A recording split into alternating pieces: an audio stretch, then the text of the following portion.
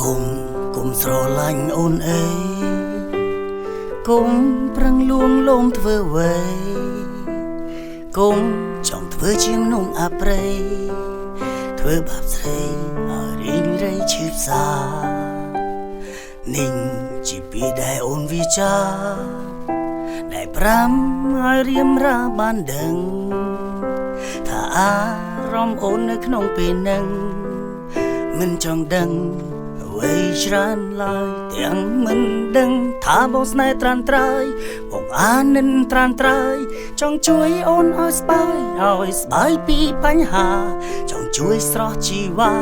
ឲ្យអូនមានវាសនាអាចមានអនាគតថ្មីទួងបីដឹងថាស្នេហានោះវាមិនមែនជាការពិនក៏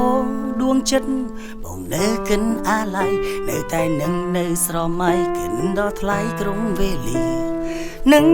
ពុំងាយគ្មានពេលលហើយនឹងគ្រាធ្លាប់ក្បែរថ្នាំងធ្នមថែទោះបីត្រឹមតែពេលខ្លីក៏វ័យបងមិនអាចបំភ្លេងព្រោះខួរក្បាលបានកត់ត្រាចាចំណាំចាំជានឹងក្រុម